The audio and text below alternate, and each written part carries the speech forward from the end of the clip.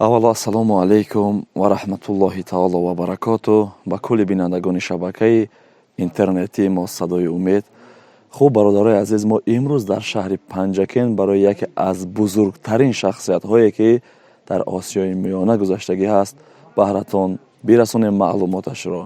мо алҳол дар деҳаи Мазори Шариф қарор дорем ки ба дидани Хоҷа Муҳаммади Башоро омада ҳастем.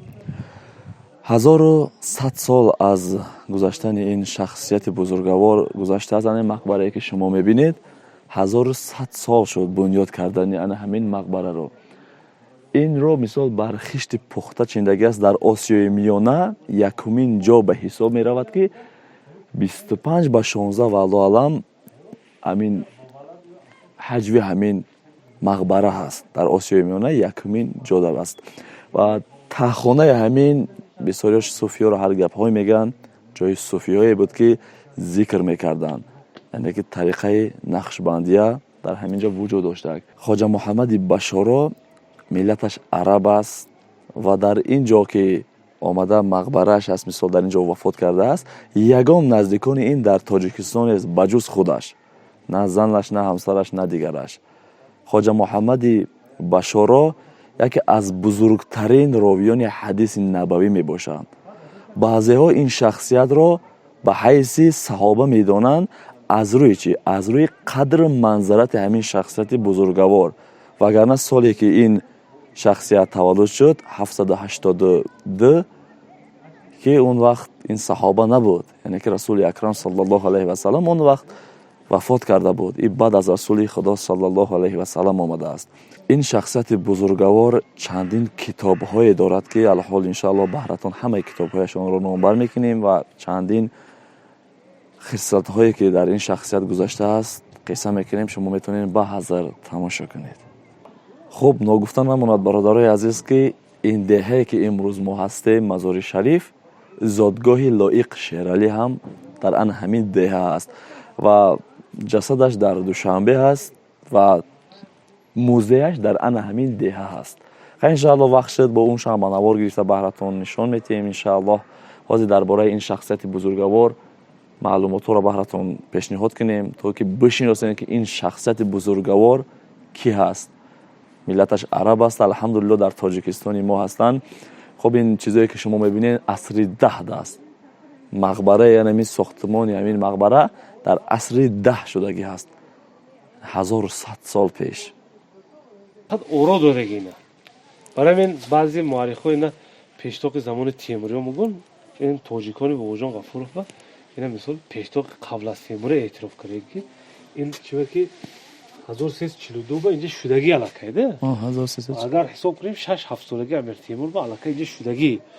барои ин баъзе чизое ки ҳаст, ин чизо Самарқанд такрор шудагӣ. ман сутун шоя зинда ва ранг карагӣ. баъд нанаи катиби болаи сутун Ал-Мулкулиллоҳ, ин ҳама бинои Самарқанд ба ҳаст. уло ҳамин фақат ки мисол қадар васеътар чӣ караги ваёба маноро ба наки сутумои шои зинда ҳамун мақбари Хоҷа Аҳмад бибинага ҳамина ранг караги. айнан ҳамин мисол расмои шоҳ туд ҳамин хеле кандакорӣ ки унҷо фақат ранг дорад. ман ин гулам ҳама хел яке катибаҳо дигар такрор шудагӣ не. ман катибе ки ҳаст ин сухани Шайх Аттори Валӣ инҷа ба нависае ки ҳар ки аз мо кунад ба некӣ ёд, номашан дар ҷаҳон ба некӣ буд. унҷа ба ҳар ки моро кунад ба некӣ ёд, номашан дар ҷаҳон ба некӣ буд. боли қабри Амир Темур ба матни ҳамин катиба мақтад. бале ин шеърашонро медонем. тоҷикӣ шеъраш якчор мисал аст. сана ҳаст, сана фишури салос арбаина ва сабъамия.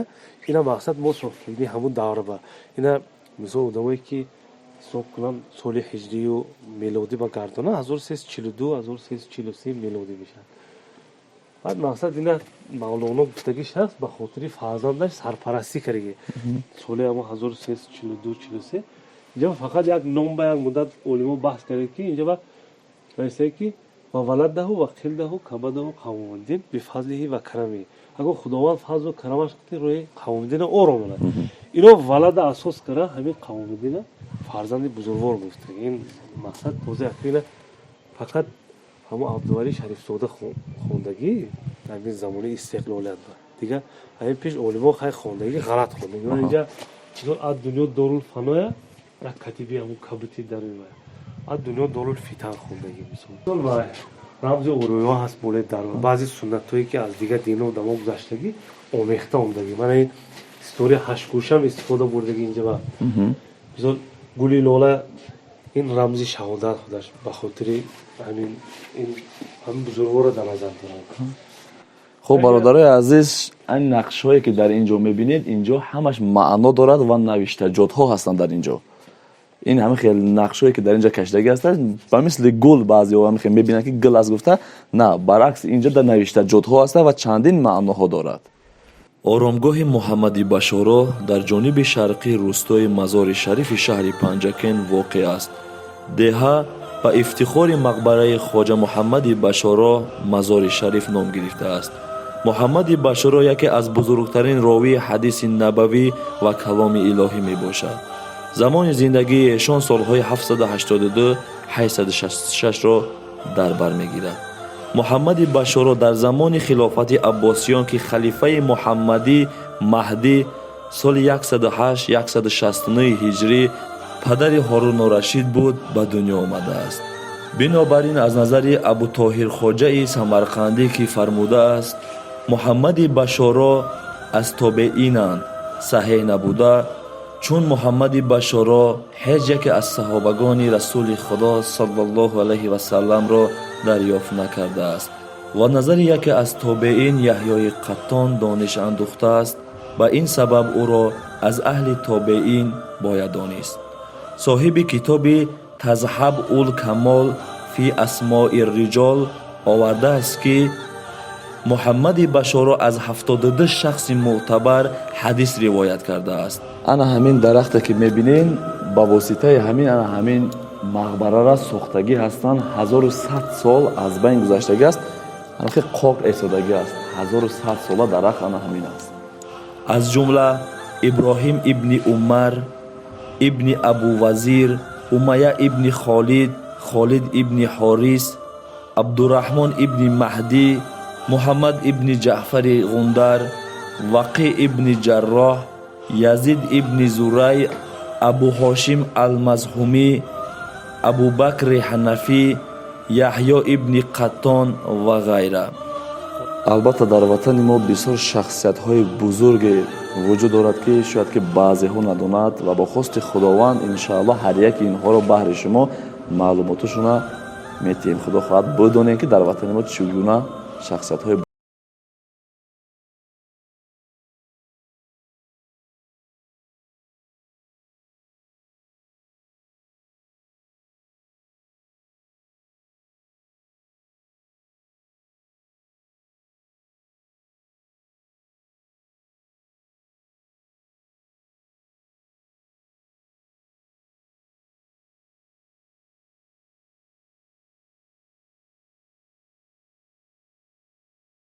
دیگه همون شوی زنده با حرکت تعمیر کردگی این گشتگوری هم این چیزی الهه شدگی اینجا با نه هم تو خیش بودگی یا مثال کسی که چیلش دگی یا خاطرش هم دیور با نیست رفتن دگی خطوی عربی پور شدگی اینجا بعد زمان شورای بعد های کم در خطی عربی مقصد باش محدود بود که با خاطر همین رو پوش کردن این گشتگوری کردگی و این تریزه جوی وقت هم فهمیدگی جو پیشتر ساعت که بودگی نه اینا مثلا ما تریزا نیوفرد سویا کجا برا بومدود با مقصد روشنی چخیل یا که عصر با چخیل وقتای نماز تخمین مایا میکنه او دمی چی نشه ما این مثال همه آتشدانی همه دوره اون کمینی که روسو ساخته سال رو اینا مثال بوی خود ما 1100 سال پیش ساخته گرده این دود بالا میره اینجا علوم میکنند او دمی چی نشه مثال همجا خواب میکنند خراب میکنند ما اینجا جوی کتاب مولیش ما اینجا مثال محراب طرف قبله نشون نماز خوندنش. حالا این تریزا عادی تو بدم که مقصد آدم چیلشین اگر همین سوراخی نباشد طبق مذهب ما نمازش درست نیست پیوست نمیشه نقطه. البته. برای همون جماعت که نمازش میخواند دیگه همینجا چیله میشینن. چیلش و چیل روز همین طور دیگه توراتگری و بعد سرش میام سپورشونده رفته بود. دیگه اینجا جایی که کم مردم این مضافات با کم زندگی میکنند کم در دورتر. شاید که بعضی‌ها ندونن چیلشینی چی هسته، معلومات اینش هم انشاءالله اگر کدومی دکی لازم باشد بنویسید، ما حتما درباره این معلومات میتیم تو. اگر این عبادت‌های رمزی البته. مثلا عبادت اربعینه اینا اصلا از همون ولی حضرت موسی چه میکنن؟ البته شخصیت های هستن که صوفی ها را هر سخن ها میگن. الحمدلله صوفی ها مثلا یک شخص بزرگایی بودن که ضررشون به کسی رسیدگی نیست، فایدهشون به همه رسیدگی هست. خواجه محمد بشارا یکی از با اعتمادترین راوی حدیث به حساب می رود. از محمد بشارا اصحاب صحاح سته، امام بخاری، امام ترمذی، امام مسلم، ابو داود، ابن ماجه و نسائی که در تصنیفاتشان تنها حدیث های صحیح را جمع آورده اند و در نزد 4 مذهب اهل سنت و الجماعت معتبرند و کتاب‌هایشان با نام صحاح سته اشتهار دارند. محمد بشارا در سن 85 سالگی ماه رجب سال 252 هجری برابر به سال 866 میلادی از دنیا درگذشته است. چه زمان محمد بشارا به این موضع دهه مزار شریف آمده است؟ متاسفانه مدرک در دست نداریم. دلت را خانه من کن، مصفا کردنش با من. دلت را خانه من کن، مصفا کردنش با من. به من دردی دل افشا کن، مدوا کردنش با من. به من دردی دل افشا کن، مدوا کردنش با من. بی افشان قطره اشکی که من هستم خریدارش. بی افشان قطره اشکی که من هستم خریدارش. بیاور ذره اخلاص که دریا کردنش با من. بیاور ذره اخلاص که دریا کردنش با من.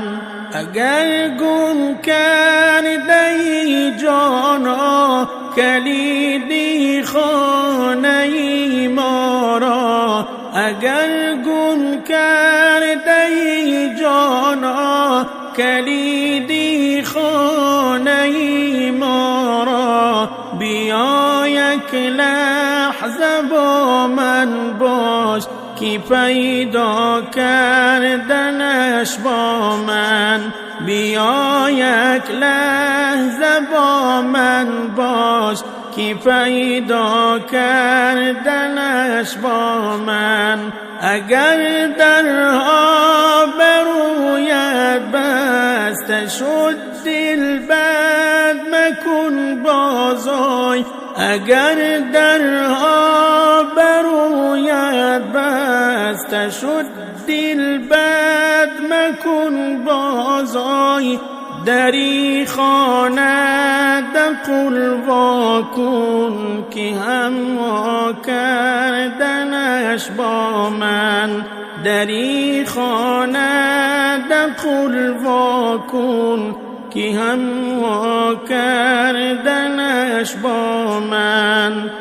به ما گو حاجتی خود را اجابت می کنم آن را. به ما گو حاجتی خود را اجابت می کنم آن را. طلب کن آنچه را خواهی مهیا کردنش با من. طلب کن آنچه را خواهی مهیا کردنش با من. بیا قبل از وقوع مرگ روی روشن کن حسابت را بیا قبل از وقوع مرگ. این سنگی که میبینید این سنگ مرمر نیست. تراشیدن این سنگ خیلی و خیلی قیند است. سوره اخلاص در اینجا نوشتگی هستند، خیلی و خیلی مشقت دارد.